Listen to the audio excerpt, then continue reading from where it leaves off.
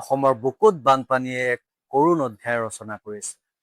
নাজিৰা, যোৰহাট, মৰিয়নি, শিৱসাগৰকে ধৰি বহু অঞ্চলত বানপানীয়ে জনজীৱন সম্পূৰ্ণৰূপে স্তব্ধ কৰি দিছে। হাজাৰ হাজাৰ পৰিয়ালৰ ঘৰবাৰী পানীত ডুব গৈছে। বহু ঠাইত খেতিপথাৰ নষ্ট হৈছে। ৰাস্তা ঘাট বিচ্ছিন্ন হৈছে, বিদ্যালয় বন্ধ হৈছে আৰু বহু মানুহ আশ্ৰয় লোৱাৰ বাবে ৰাস্তাৰ কিনাৰত দিন কটাবলগীয়া হৈছে। এজন কৃষকে এবছৰ ধৰি যি সপোন বুকুত লৈ খেতি কৰিছিল, সেই সপোন আজি বানপানীয়ে মুহূৰ্ততে উটুৱাই লৈ গ'ল। এই বানৰ মাজতে শিৱসাগৰ জিলাৰ শিমলুগুৰিত সংঘটিত হৈছে এক অতি গুৰুত্বপূৰ্ণ ঘটনা। বানৰ প্ৰচণ্ড সোঁতে ৰেলপথৰ তলৰ মাটি খহাই নিয়াত ৰেল লাইন ক্ষতিগ্ৰস্ত হৈছে।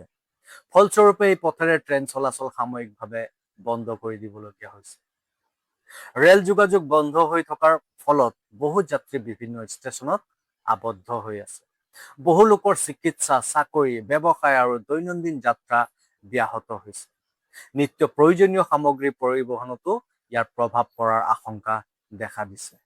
এই ঘটনাই স্পষ্টকৈ দেখুৱাইছে যে বানপানীয়ে কেৱল মানুহৰ ঘৰবাৰীয়ে ধ্বংস কৰা নহয়, অসমৰ যোগাযোগ ব্যৱস্থাকো গভীৰ সংকটত পেলাইছে। কিন্তু এতিয়া এই মহাপ্ৰলয় দেখাৰ পিছত আমাৰ সকলোৰে মনত এটা প্ৰশ্ন উদয় হৈছে। এই বানপানী সঁচাকৈয়ে কেৱল প্ৰাকৃতিক দুৰ্যোগ নেকি? নে ইয়াৰ আঁৰত আমাৰ বছৰ বছৰ ধৰি চলি অহা পৰিকল্পনাৰ অভাৱ, নদী ব্যৱস্থাপনাৰ দুৰ্বলতা, সময়মতে নদী খনন নকৰা, মথাউৰিৰ সঠিক ৰক্ষণাবেক্ষণ নোহোৱা আৰু দীৰ্ঘম্যাদী সমাধানৰ প্ৰতি উদাসীন মনোভাৱো ইয়াৰ দায়ী। প্ৰকৃতিক আমি দোষ দিব পাৰো, কিন্তু প্ৰতি বছৰে একেই ঠাই, একেই মানুহ, একেই ধৰণে ক্ষতিগ্ৰস্ত হোৱাটো কেৱল প্ৰকৃতিৰ দোষ বুলি ক'ব পাৰিনে? যদি বান সম্পূৰ্ণৰূপে অনিয়ন্ত্ৰণীয় হলহেঁতেন, তেন্তে কিয় প্ৰতি বছৰে একেই অঞ্চল, একেই পৰিয়াল আৰু একেই যন্ত্ৰণাৰ পুনৰাবৃত্তি হয়? প্ৰতি বছৰে বান আহে, উদ্ধাৰ অভিযান চলে, সাহায্য ঘোষণা হয়, ৰাজনৈতিক প্ৰতিশ্ৰুতি দিয়া হয়, কিন্তু পানী নামি যোৱাৰ লগে লগেই যেন সকলো আলোচনা শেষ হৈ যায়। অথচ বানপীড়িত মানুহৰ কষ্ট শেষ নহয়। তেওঁলোকে পুনৰ নিজৰ জীৱন শূন্যৰ পৰা আৰম্ভ কৰিবলগীয়া হয়। কেতিয়াবা ভাবি চাব, এই যন্ত্ৰণা কিমান বেদনাদায়ক। আজি সময় আহি পৰিছে আমি আন এটা গুৰুত্বপূৰ্ণ প্ৰশ্ন চৰকাৰক সুধিবলৈ।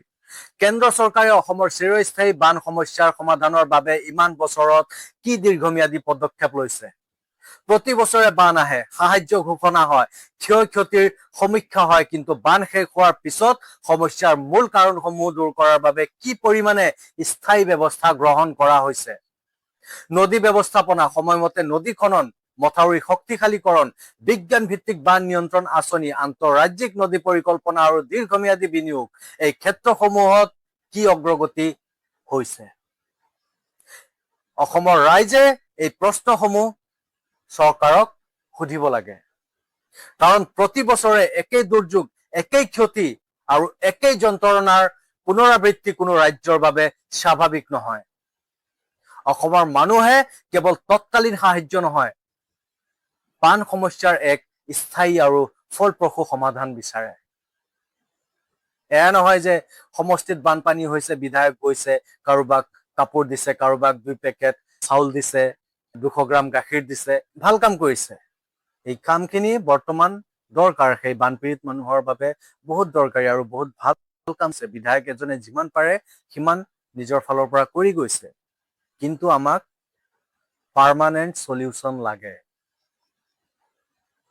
নিৰ্বাচনৰ সময়ত 2021 ভাৰতৰ গৃহমন্ত্ৰী অসমত আহি ভাষণ দিছিলে, ভাই और बहनों, हमें 5 साल दे दीजिए, हम असम से बानपानी गायब कर देंगे।